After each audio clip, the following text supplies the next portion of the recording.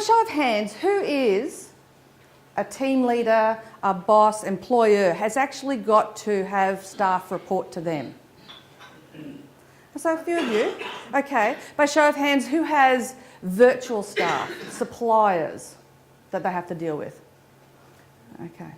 And do suppliers? Yeah. So all those conversations that you have with either your employees, your team members or your suppliers, every single time they go smoothly, right? Really? Just asking.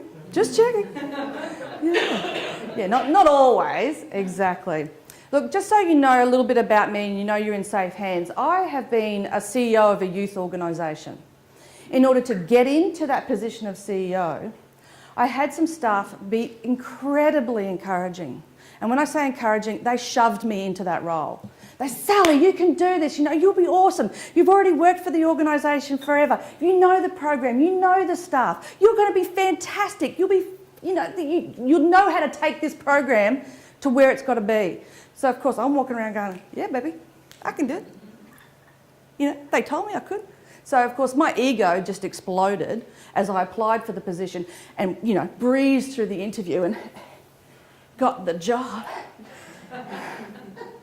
I'm a leader now. It says so on my business card. Within less than weeks, what really struck me was how lonely it was. The two people who were so strategic in encouraging me and driving me and pushing me into this role, couldn't find them. They absolutely checked out and left the building. One of them literally checked out and left the building. She actually resigned. The other one was taking on so much work and so many demands that she didn't actually have that time for me. And I understand that. That's not a blame game. But being in that role, being at that pointy end and having people to report to me in my actual office, as well as dispersed across Queensland, as well as having suppliers to deal with, was a major, fast, hard, painful learning curve. And I actually came to a point where I'd catch the train into the city in the morning, I'd get to the bottom of the hill and look up to the hill to where the building was, and tears would just come out. And I'm not exactly a teary kind of person, but I was a sobbing mess.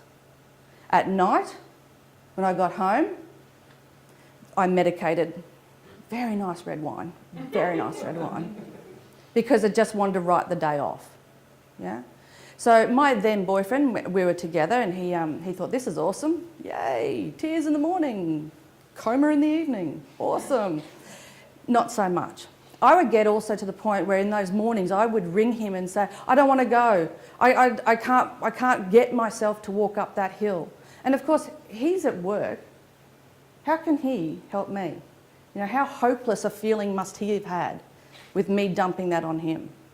So it got such to the point where I had an ultimatum put to me. It's the job or it's us. It was a pretty big slap in the face, and I'm absolutely grateful for it.